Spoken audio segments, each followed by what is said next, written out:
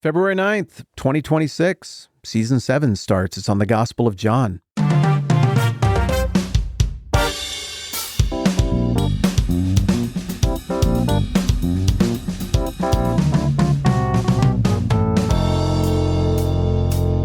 Okay.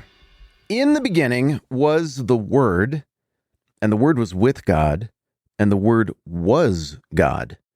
He was with God in the beginning. Through him all things were made. Without him, nothing was made that has been made. In him was life, and that life was the light of men. The light shines in the darkness, but the darkness hasn't understood it. That's ambitious.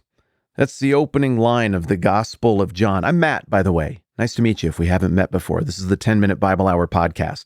We've been doing this for a while. This is the 7th season of this show. If you're brand new here, don't worry about the other 6 seasons. We can get to that later. This is episode 1 of the 7th season of this podcast. What we do on this program is we pick a book of the Bible, and then every weekday in 10-ish, usually a little longer, minute chunks, we just chip away at that book of the Bible. We work straight through it from beginning to end. And today, we're starting on John, and I just read you the first 5 verses of the Gospel of John, and maybe right now you're sitting there thinking, well, that's intimidating. That was pretty heady. That was pretty bold. Maybe you're wondering if you are in the right place, because it seems like a lot. Maybe you're brand new to this, and somebody invited you, and you were thinking, I was really hoping it would be more of a story with like characters and stuff, and not immediately super in-depth theology and philosophy that makes me feel intimidated because I haven't done much of this before. No. You're in the right place. This is going to work. It's going to make sense for you. And we're going to talk about it like normal people. We're going to use the kind of normal human language. The goal here is not to see how smart we can sound. The goal is to learn about a book of the Bible together. And I've been around the Bible for a long time. I went to school for this and stuff. I was a pastor for a long time. That went great. That ended well. Now I do internet stuff. I write things. I do this podcast. I do stuff on YouTube, but I'm around the Bible a lot. I'm really into this. And I was raised around it, and my parents were great. They still are great. That was a wonderful experience growing up for me. But I got into my 20s and the whole thing kind of broke a little bit. I had to kind of take it all apart and build it back together. So in a lot of ways, I'm kind of in Faith Build 2.0 here, as I'm trying to take a really honest run at sincere faith in Christ with eyes wide open, trying to do honest Christianity. I've been around the Bible for a long time, and it keeps being more and more fascinating to me, and I keep marveling at how much this thing wants to be understood. It's a really big book, and it looks intimidating, and maybe the language I just read to you from the very beginning of the book of John that we're going to be working on here in this season, maybe that was intimidating. But as we work further through it and as we break it down into its little parts, I think you're going to see the same thing that I'm seeing, which is this is a very ambitious book. It tells a very ambitious story with very significant implications for the world and for the reader, but also it makes sense. It wants to be understood. It's written in such a way that, yes, it requires reflection, because, we're talking about a book that's kind of the intersection between the eternal and also like us, you and me, something a little more mundane, a little more limited. So yeah, there's going to be points of friction, and there are going to be parts that are hard, but that's a feature, not a bug, right? You would hope that when you go and interact with the divine and the eternal, that at some points it would take a minute to think about it. And so, I don't know, John dips in and out of that intensity and easy accessibility really beautifully throughout the whole book. John tells the story of Jesus. It's one of the 4 books of the New Testament, which is the second half of the Bible, that tells basically the same story of Jesus. It tells about his life. It tells about what he taught, miraculous signs that he did. And it tells the story of how he basically came directly into conflict with all of the things you come into conflict with in your life. All of the broken stuff about the world, political things, economic things, relational tension, mortality, short-sightedness, mob thinking, all the stuff that you feel friction with, and if we're to be honest, that we also all contribute to, at least a little bit, all the things that feel broken, weird, and screwed up and frustrating about the world, Jesus is the opposite of all of that stuff. And so it makes sense that when he, who is light, gets dropped into that darkness, well, there's going to be some friction. And eventually, they're on a collision course through all of John, the world system and Jesus on a collision course. Boom. That was the sound of my fists punching each other. They come into direct conflict in the second half of the book of John. And Jesus, as you'll see throughout the book of John, he doesn't show up with an army or swords or anything like that, but he's ultimately convicted and he goes to the cross and is executed. And then, as he said would happen, he comes back to life. He's raised from the dead. And this isn't just the greatest parlor trick of all time. This has the biggest of implications for all of everything ever, because his resurrection from the dead, it defeats sin and death. It solves the human problem. It corrects the corrupted arc of history to the glory of God. And it totally applies to you and me, even if you're brand new to this thing. It's for you. And rather than just getting a couple of verses here, it's like, now that's how the things are. We get it in story form. And rather than just having somebody show up and be like, oh, I promise this is totally what happened. I just heard from God all by myself alone. And this is the deal. This is how Jesus is. Instead, we get a story of something that happened massively publicly in front of everyone with all kinds of witnesses. And we get God in the flesh. And that's the real payoff here with John. Jesus is God.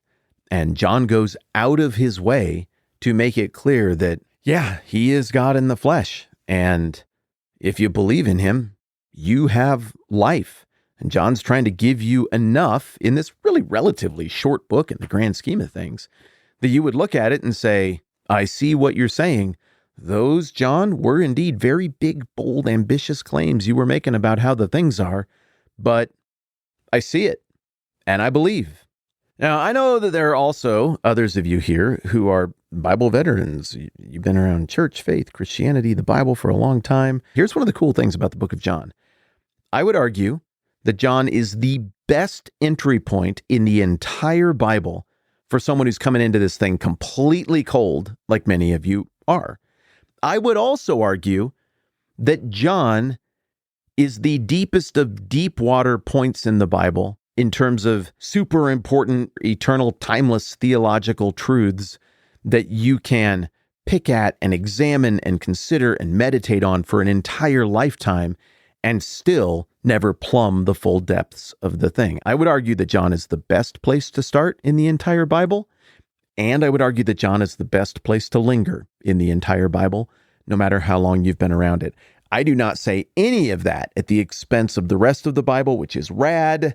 John is making the most ambitious claim of anything that's ever been written ever relative to its credibility. In terms of that intersection on the graph of ambition of the claims of the book and defensibility of the claims, I think John ranks number one in the history of humankind of anything that has ever been written anywhere.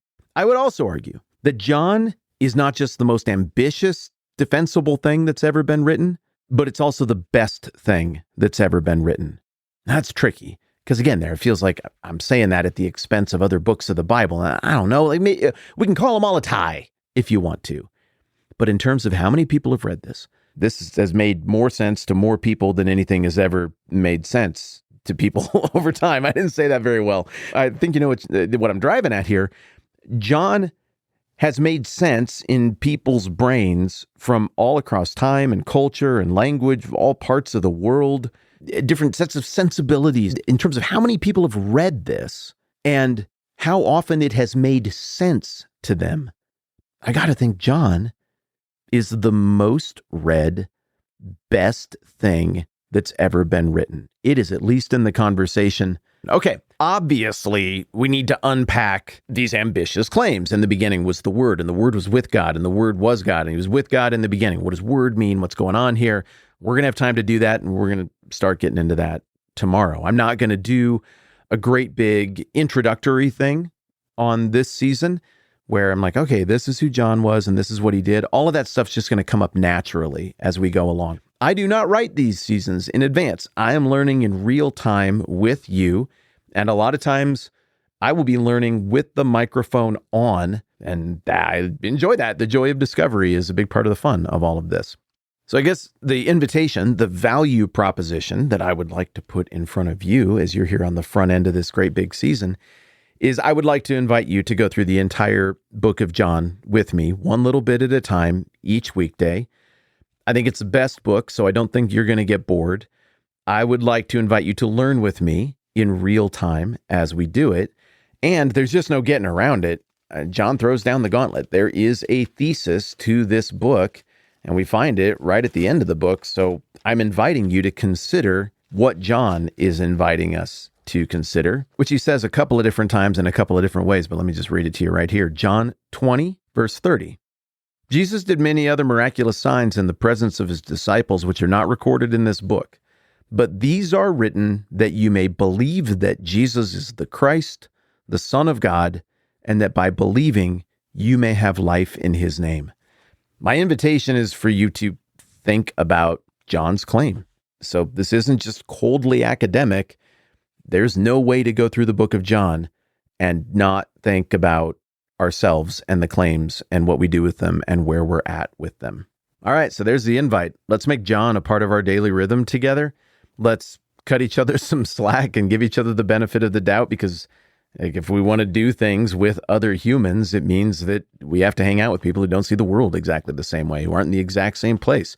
Cool. I think that's awesome. I'm up for that. That sounds refreshing to me. And let's make this season of our lives a time where we explore the Gospel of John, and even more so, explore Jesus and God and the claims that are behind it. All right, that's the invite. Hopefully I'll see you tomorrow. I'm Matt. This is the 10-Minute Bible Hour podcast. Let's do this again soon.